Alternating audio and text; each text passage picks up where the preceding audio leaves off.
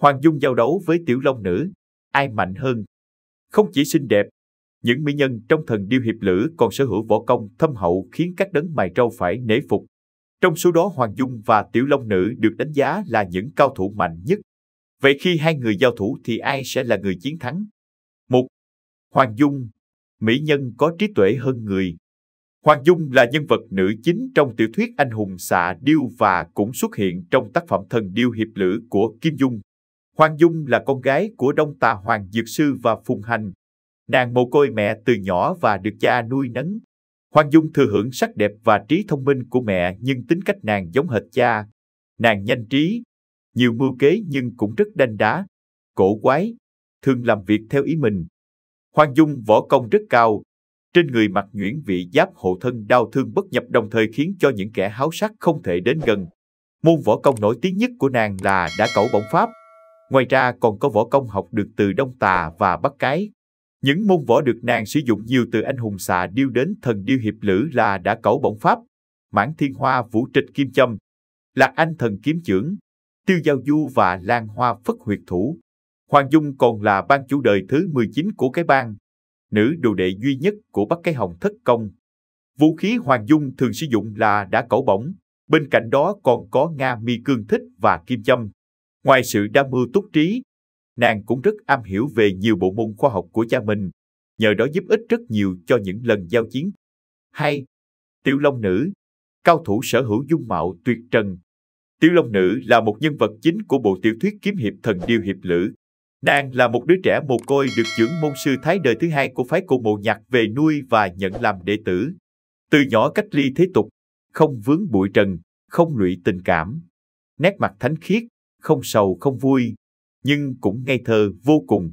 Nàng luôn mặc một bộ đồ trắng muốt như tuyết, đêm ngủ trên chiếc giường hàng ngọc lạnh như băng. Luyện thành Ngọc Nữ Tâm Kinh, nhan sắc cứ luôn như ngọc nữ chẳng bao giờ già.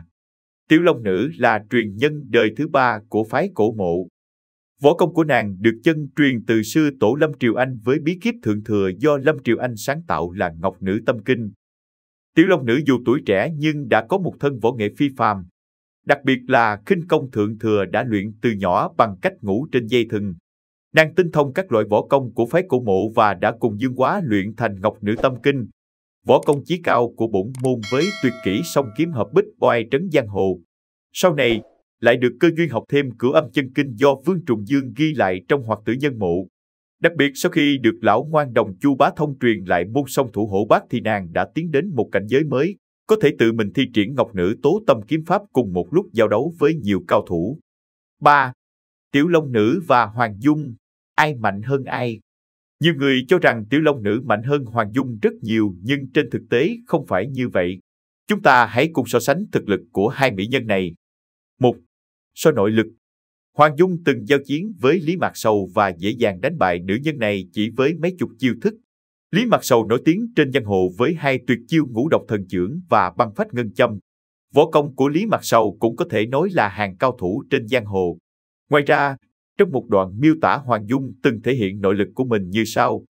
Tiếng hét của Quách Tĩnh uy nghiêm và to lớn. Tiếng thét của Hoàng Dung thì trong trẻo và cao vút. Tiếng thét của cả hai quyện vào nhau như chim bay song song, càng lúc càng cao. Nội lực của hai người đã đạt tới đỉnh cao. Hai tiếng thét phối hợp với nhau vang xa muôn dặm. Nếu như tiếng thét của Quách Tĩnh có sự trợ giúp từ Cửu Âm Chân Kinh mạnh bao nhiêu thì tiếng hét của Hoàng Dung không hề kém cạnh. Từ đó có thể thấy, nội lực của Hoàng Dung rất mạnh. 2. Sử dụng vũ khí. Kỹ năng dùng kiếm của Tiểu Long Nữ thì không còn gì có thể bàn cãi. Nàng đã dùng Ngọc Nữ kiếm pháp đánh thắng cả nhất đại tông sư của Mông Cổ là Kim Luân Pháp Vương, Doãn Khắc Tây và Tiêu Tương Tử.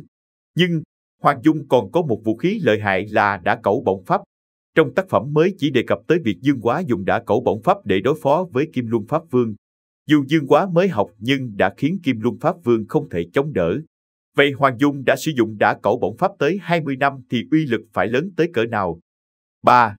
So trận pháp. Hoàng Dung rất thông thạo thuật kỳ môn, ngũ hành do được truyền dạy từ cha mình. Hoàng Dung đã sử dụng những thuật này để bố trí trận pháp chống lại Lý Mạc Sầu, Kim Luân Pháp Vương và nhiều kẻ khác. Nếu Hoàng Dung sử dụng các trận pháp này kết hợp với đả cẩu bổng pháp thì Tiểu Long Nữ khó lòng áp đảo được. Trên thực tế, Trong thần điêu hiệp lữ, Hoàng Dung thường xuyên bị thương hoặc đang mang thai khi đối đầu với những kẻ địch hung mạnh. Điều này khiến cho thực lực của Hoàng Dung không được phát huy. Hơn nữa, vì Hoàng Dung quá thông minh nên mọi người thường chỉ nhớ tới các màn đáp trả kẻ thù của nàng mà quên đi rằng võ công của nàng rất thâm hậu. Như vậy, xét về nội lực, cách sử dụng vũ khí và trận pháp Hoàng Dung đều mạnh hơn Tiểu Long Nữ. Video chúng tôi đến đây là kết thúc. Cảm ơn tất cả các bạn đã quan tâm tới Xe Hay V88 và theo dõi video của chúng tôi. Đừng quên like, share và đăng ký kênh. Đặc biệt đừng quên bật chuông để theo dõi những video khác nhanh nhất. Một lần nữa xin cảm ơn tất cả các bạn.